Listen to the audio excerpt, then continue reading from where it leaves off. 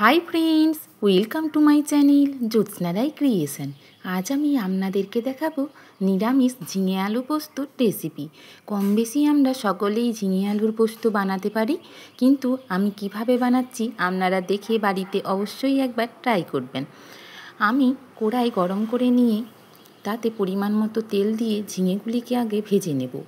এতে কোনো নুন দেব না, নুন দিলে ঝিঙেগুলি ভাজা যাবে না, তা থেকে জল বেরোবে। আমার ঝিঙেগুলি 5 মিনিট ধরে ভালোভাবে ভাজা হয়ে গিয়েছে। এখন আমি একটি পাত্রে নামিয়ে রাখবো। এখন কড়াইতে পরিমাণ মতো আবারও সরষের তেল দেব। তেল গরম হয়ে গেলে কালো জিরে ফোড়নে দেব। কালো জিরে ভাজা হয়ে গেলে কেটে পরিষ্কার করে ধুয়ে রাখা আলুগুলি দিয়ে দেব। আলুগুলিকে দিয়ে দেওয়ার পরে আমি পরিমাণ মতো নুন দেব। নুন দিয়ে ভালোভাবে আলুর সাথে মিশিয়ে নেব। ঢাকা চাপা দিয়ে আমি আলুগুলিকে মাঝে মধ্যে খুলে নাড়াচাড়া করে 5 মিনিট ধরে আলুগুলিকে সুন্দরভাবে ভেজে নেব। আপনারা আমার এই রেসিপি ফলো করে বাড়িতে একবার এই রেসিপি ট্রাই করে দেখবেন। যদি ভালো লেগে থাকে অবশ্যই লাইক, কমেন্ট, শেয়ার করার অনুরোধ জানালাম। নিত্য নতুন রেসিপি পেতে আমার চ্যানেলটি সাবস্ক্রাইব করার অনুরোধ জানালাম।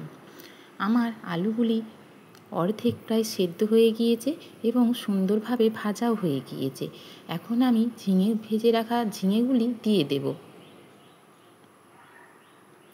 ঝিঙেগুলিকে দেওয়ার পরে আলুর সাথে ভালোভাবে মিশিয়ে নেব।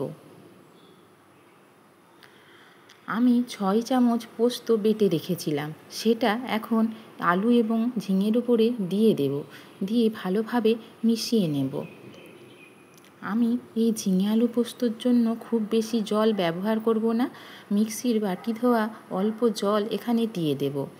গ্যাসের ফ্লেম লোতে রেখে আমি ঢাকা চাপা দিয়ে 5 থেকে 7 মিনিট ধরে পোস্ত হতে দেব, যাতে আলু এবং ঝিঙেগুলি যেগুলি সেদ্ধ হতে বাকি রয়েছে ভালোভাবে পোস্তর সাথে সেদ্ধ হয়ে যায়।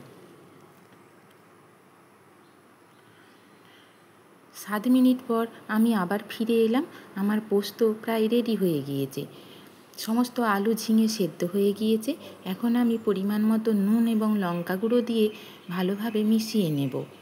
তবে আপনারা লঙ্কা গুঁড়োর পরিবর্তে কাঁচা লঙ্কাও ব্যবহার করতে পারেন। আর নামানোর আগে কাঁচা তেলও ব্যবহার করতে পারেন, যদি সরষের তেলের ঝাঁঝ বা গন্ধ ভালো লেগে থাকে। 2 মিনিট স্ট্যান্ডিং টাইমে দেওয়ার পরে আমি আমার পোস্ত দুপুরবেলা গরম ভাতের সাথে নিরামিষ দিনে সার্ভ করব। আপনাদের আমার এই রেসিপি দেখার জন্য সকলকে অসংখ্য ধন্যবাদ এবং ভালোবাসা।